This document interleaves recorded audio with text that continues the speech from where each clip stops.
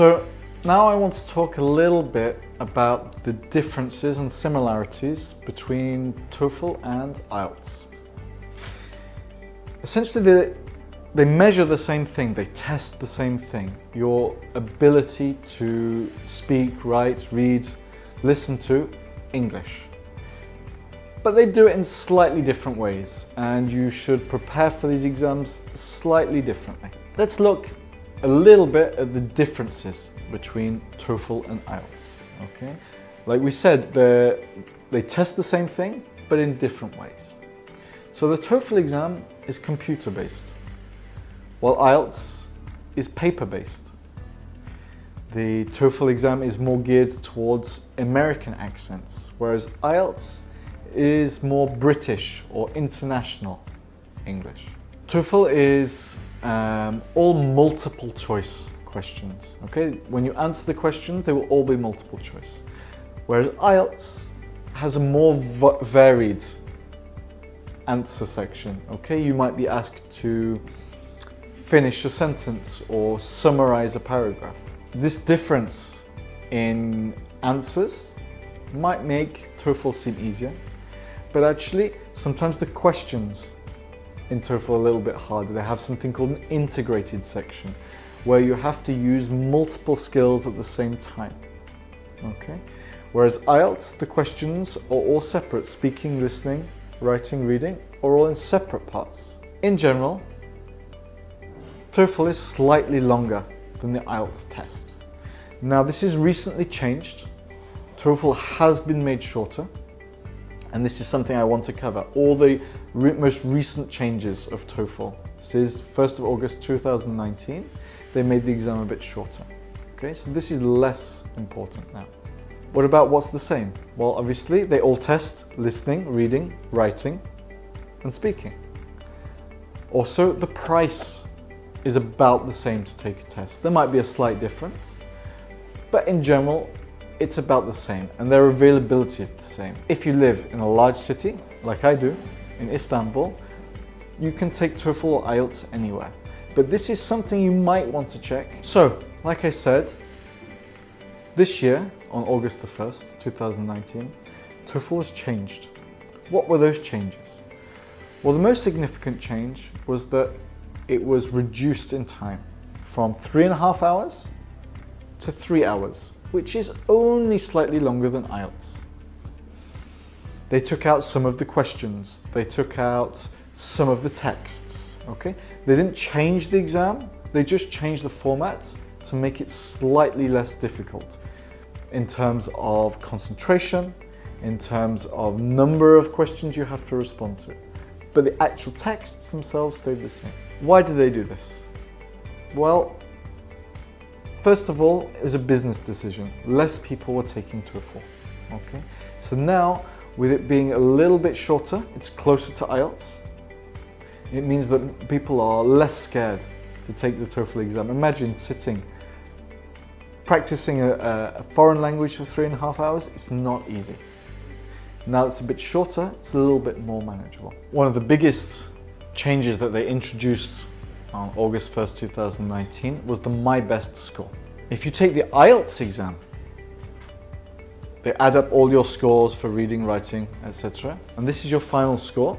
And if you want to improve your score, you have to take the exam again. My Best score allows you to take multiple exams and take the best score from each section from that exam.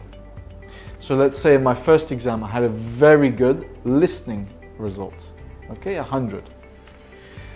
But in the next two exams I really struggled with the listening, okay. It means I can pick and choose the best results from each section. So you would think overall you should be able to get a higher score if you have the money. Of course, you're paying each time you take the exam. So if money is not an issue, TOEFL is definitely the exam for you, okay?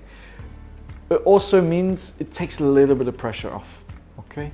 I know taking an exam is a little bit scary, but if you've got this thought in the back of your mind, okay, if I mess up, if I make too many mistakes, if I don't understand a question, at least not the whole exam is lost. Okay, maybe you get a very low speaking result, but the rest of your exam is fine, is good.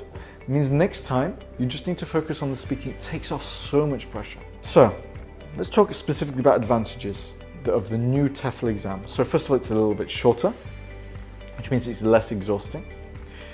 It's also a little bit less complicated because you have less questions. Another advantage, like we said, is you can take your best scores. On the flip side, the disadvantages, okay? Yes, the exam is shorter, but that means that you've got less chance to show your English. It means that each mistake is magnified.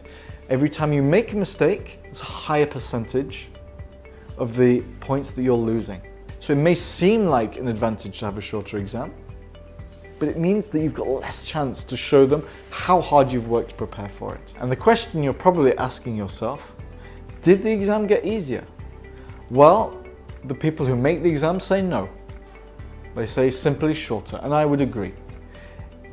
You prepare for it in the same way, you use the same resources, the texts haven't changed, it's still testing your language, it's still testing all 4 disciplines. It hasn't got easier, but it has perhaps got more manageable. Another question that I'm asked very frequently, should I take IELTS or should I take TOEFL? Okay, what's the difference? Well, we've talked about the differences. Now I'm here to give you some advice. Which one should you choose?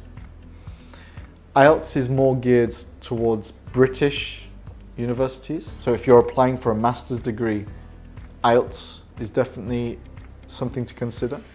If you know you're going to be applying to an American university, for example, for a master's, TOEFL is definitely the way to go. If you want to give yourself the best chance of getting to the best universities, IELTS Academic is the way to go. There's no one right, you should always take TOEFL, you should always take IELTS. It depends on the situation. What about talking to a computer screen?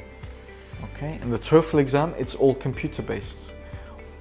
Now, while you may be used to writing emails and the writing section may be easier, how easy is it to answer a question and talk for a minute or longer to a computer screen with no feedback, no one looking at you and nodding? Again, that's something very personal. A lot of people in Turkey are actually scared to speak English with a native speaker. Okay, so maybe in this case, TOEFL is better for you. If you have confidence issues, you can be more relaxed. On the flip side, I know a lot of people like to have a friendly face in front of them when speaking. Okay, the difficulty of the questions, the way you are marked on the answers doesn't change, but you feel more relaxed, and that's also an important point to consider.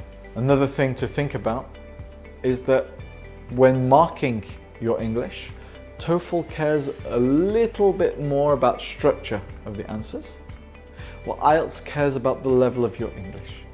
So if in your native language you're extremely organized in your thoughts, you're very good at writing essays, but you struggle a little bit with language itself, English, you could go towards IELTS.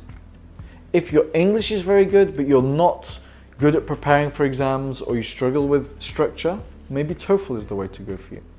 So in conclusion, should I take IELTS or TOEFL?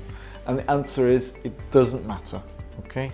There is no one right answer for this. Take which one you prefer. Take some time, go through the sample questions on the Cambly website, go through the differences that I've outlined today. Think about, do I prefer speaking face-to-face? Do I prefer speaking to a computer? How good is my handwriting? Handwriting is a huge issue.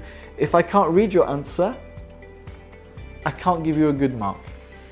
So in that case, it's better to go for TOEFL, where everything is typed. Another important thing to remember, and another reason why it doesn't matter whether you choose TOEFL or IELTS, is because on Cambly you have tutors who are experts in both of these fields. Okay, people who have taught hundreds of students TOEFL, who have got hundreds of hours IELTS experience. Everyone is available on Cambly.